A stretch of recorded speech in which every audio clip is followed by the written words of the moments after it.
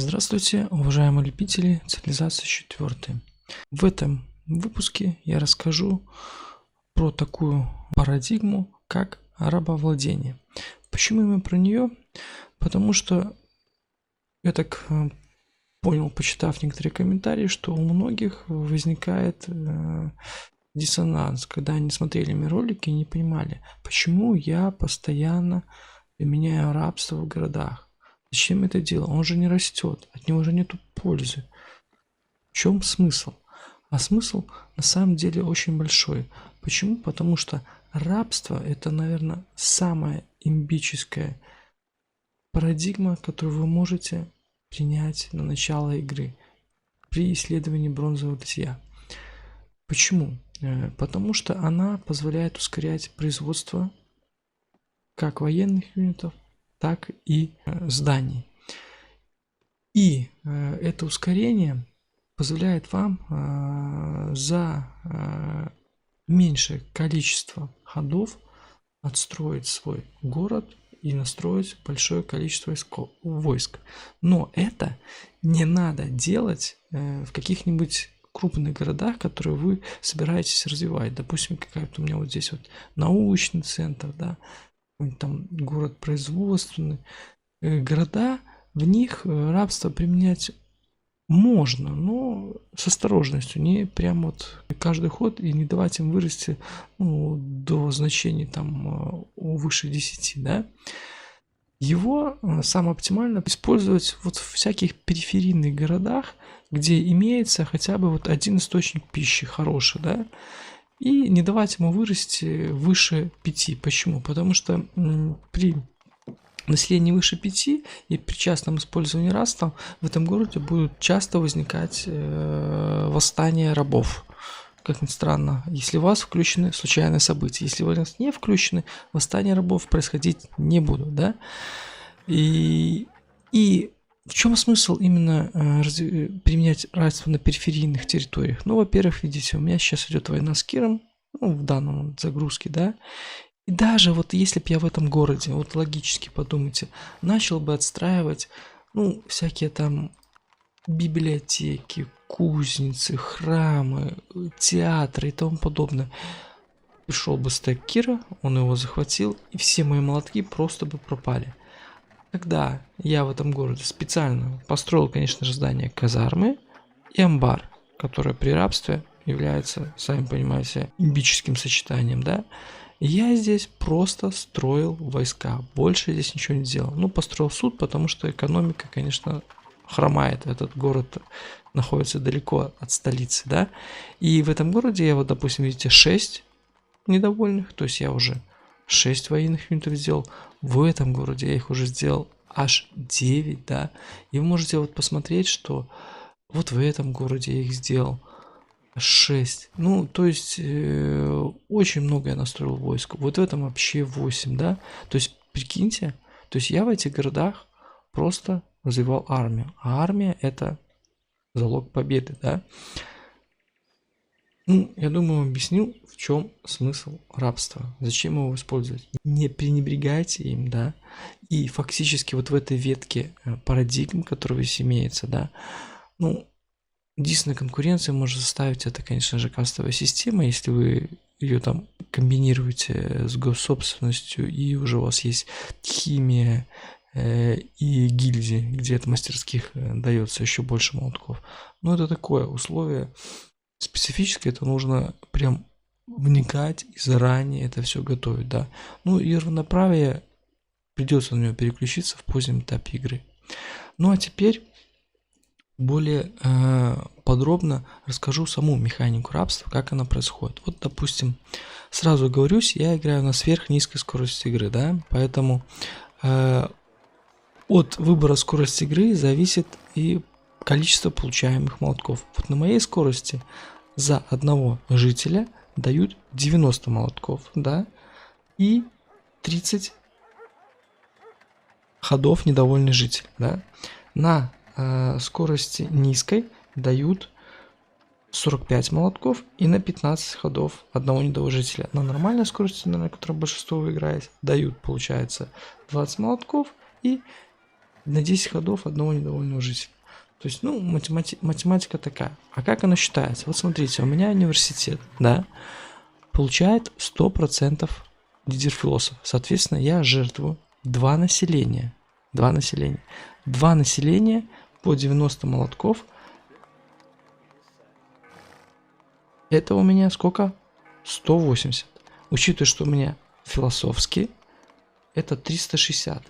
Мы имеем 314 плюс 360, получаем 674. Понятно? То есть мы имеем как бы бонус молотков, помимо вот 90 молотков, также от всяких таких вот типа парадигм 100%. Либо же, вот, допустим, как в этом городе, у меня здесь, видите, есть и кузница, и есть парадигма организованной религии. То есть я здесь буду получать бонус 150%, да. Соответственно, у меня вот один житель, да, дает 90. И он фактически умножается на... Мы получаем 225. 514 плюс 225. Получаем 749 молотков. То есть молотки, помимо того, что даются 90, они еще все умножаются вот этими вот процентами. То есть если у вас город какой-то, ну там, фабрика или еще что-то, ну это очень как бы хорошо, да. Теперь смотрите, как правило, у военных юнитов небольшое количество молотков необходимо. То есть фактически это, можно сказать, один житель, да, 90 молотков, видите? Ну, понимаете, катапульта 71, прибавляем 90, получаем 161. Все, эти лишние молотки останутся на следующий ход. Также следующий немаловажный нюанс, тут уже не будем считать, это штрафы при рабстве. Первый штраф, самый существенный, это то, что мы не всегда можем ускорять население. У нас этот порог равен половине количества жителей. То есть, видим, у нас Рим 14, то есть мы можем пожертвовать максимум 7 населения. То есть мы не можем жертвовать все население. Я думаю, это понятно. Следующий нюанс тоже про рабство. Его очень иногда выгодно использовать в таких ситуациях. Видите, у нас библиотека, 2 недовольных жителя, и мы можем фактически вот так вот ускорить, они все равно не работают, да, и построится наша библиотека. Также, смотрите, следующий штраф, который у нас присутствует, допустим, мы начинаем строить театр с самого начала. У нас 150 молотков. По идее, нам должно хватить 2 жителей. Но видите, нам пишет, что это 3 жителя. Почему 3 жителя? Потому что, опять же, 50% штраф при строительстве театра. То есть мы имеем следующее. За 3 жителей мы получим, учитывая, что у нас никаких бонусов производства нет, 270 молотков. Да? А по факту мы будем получать сколько? 180 молотков. То есть нам за каждого жителя вместо 90 молотков дали по 60.